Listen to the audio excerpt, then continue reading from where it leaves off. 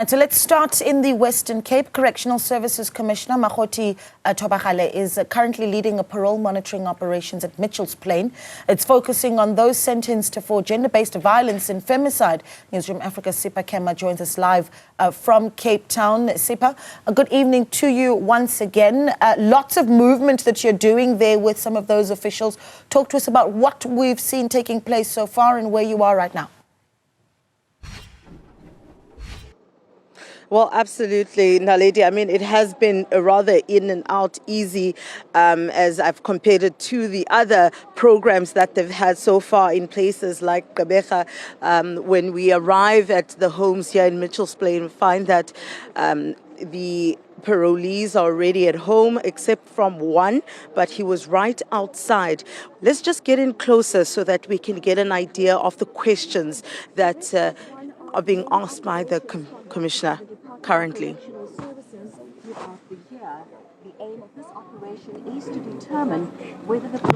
Now, Naledi, it is important to mention that when we actually spoke to one of the parolees, he did indicate that he is more than willing to stick and not contravene any of his parole conditions to ensure that he is actually in line with the parole conditions.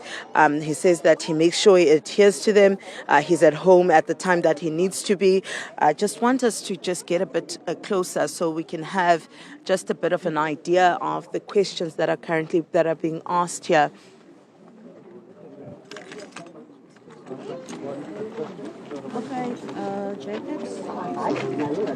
Oh, seems like all is in order in this home. We're now moving to the next location, Naledi. We are moving now to the next location where they're going to the next parolee that needs to be checked if he's still at home, is he still following the conditions of his parole and not contravening the parole conditions. We are moving now, Naledi.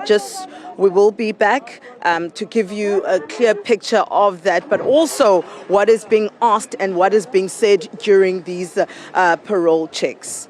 Well, thank you so much for that. Sipha Kema speaking to us, of course, from Cape Town, where in Mitchell's Plain, officials are going in to check if parolees are, of course, sticking to their conditions. And an interesting period for that. You'd remember that earlier on in the year, you had the Minister for Correctional Services also raising the issue around 36% of parolees in the Cape Flats are set to be reoffending. So as she moves faster with those officials, we will be checking in with her throughout the evening.